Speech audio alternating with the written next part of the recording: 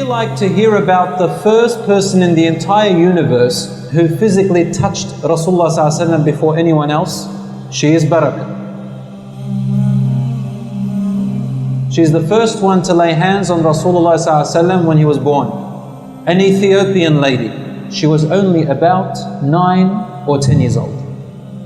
Abdullah ibn Abdul Muttalib was extremely generous. He looked after Barakah as if she was his daughter. And Amina bint Wahb, the mother of Muhammad ﷺ, she looked after her as if she was her daughter. So Barakah was raised among them. There's one thing to note about Barakah radiallahu anha. She hardly spoke. She was also extremely optimistic. Anything that happened, she always interpreted it in a good way. And Amina bint Wahb could not need anyone more than, subhanallah, Barakah in her life.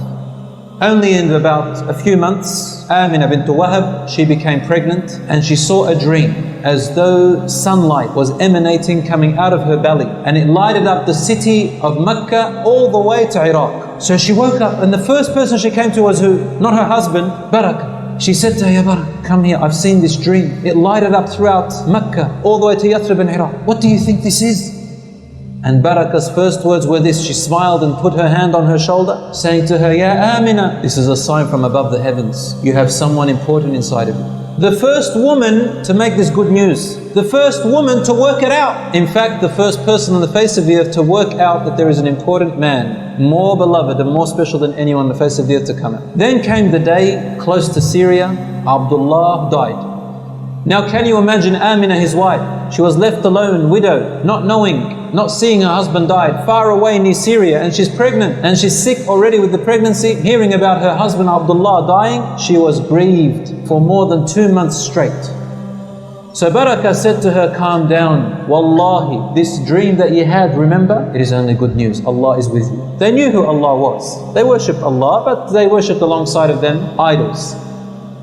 And when she gave birth to Rasulullah ﷺ, Barakah was the midwife of Amina. There was no one else. Barakah was the first one to lay eyes on Rasulullah ﷺ, the first one to touch him, the first one to see, to smile to him, the first one to make the following comment. Oh Amina, Wallahi, he is more beautiful than the moon. Allahu Akbar, Ya Amina, I told you, your dream has come true.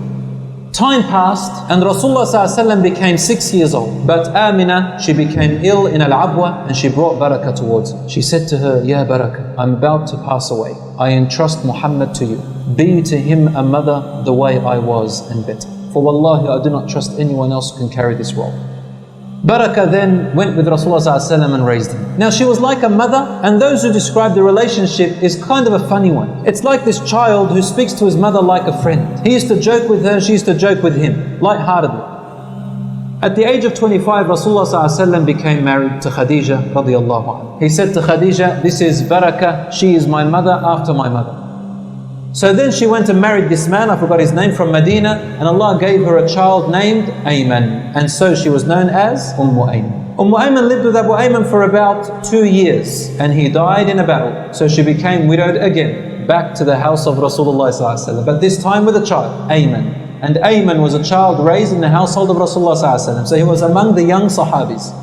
Then he said to the people, who wants to marry a woman of Jannah? They all put their hands up. He said, good, she is my mother after my mother. All the hands went down. But Zayd radiallahu anhu kept his hand. He said, Ya Rasulullah, I will marry her. He said, you'll marry a woman of paradise? He said, no one but her, Ya Rasulullah. So she married Zayd radiallahu anhu, and from him came Usama, and so she had her son Usama ibn Zayd radiallahu anhu, another young companion like Anas and like Abdullah ibn Abbas and like Ayman and the rest.